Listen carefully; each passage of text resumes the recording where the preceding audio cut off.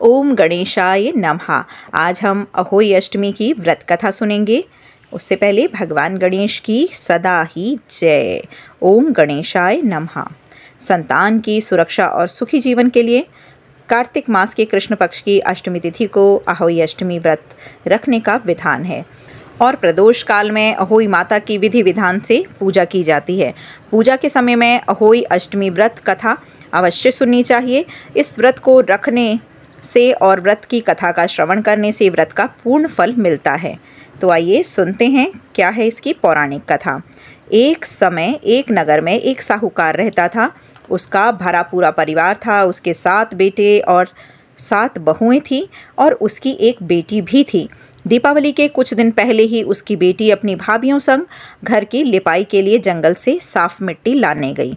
जंगल में मिट्टी निकालते वक्त खुरपी से एक स्याहू का बच्चा मर गया। इस घटना से दुखी होकर स्याहू की माता ने साहूकार की बेटी को कभी भी मां ना बनने का श्राप दे दिया। इस श्राप के प्रभाव से साहूकार की बेटी की कोख बंध गई। श्राप से साहूकार की बेटी दुखी हो गई और उसने अपनी भाभियों से कहा कि उनमें से कोई एक भाभी उसकी कोख बंधी हुई अपनी कोख बंधवा ले। अपनी नंद की बात सुनकर सबसे छोटी भाभी तैयार हुई। बाकी सब ने मना कर दिया। उस श्राप के दुष्प्रभाव से उसकी संतान केवल 7 दिनों के अंदर ही खत्म हो जाती थी। जब भी वह कोई बच्चे को जन्म देती तो वह 7 दिनों में ही मृत्यु को प्राप्त हो जाता था। वह परेशान होकर एक पंडित से मिली और इसका उपाय पूछा। पंडित की सलाह पर उसने कहा कि सुरही गाय की सेवा करनी आपको शुरू कर दो। उसकी सेवा से प्रसन्न गाय एक दिन स्याहू की माता के पास ले जाती है।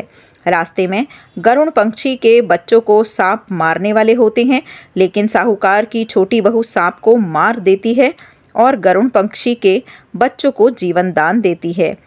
तब तक उस गरुण पंछी की माँ भी आ जाती है। वह पूरी घटना सुनने के बाद उससे प्रभावित होती है और उसे स्याहू की माता के पास ले जाती है। स्याहू की माता जब साहूकार की छोटी बहू की परोपकार और सेवा भाव की बातें सुनती है तो वह प्रसन्न हो जाती है और फिर उसे 7 संतानों की माता होने का आशीर्वाद देती है।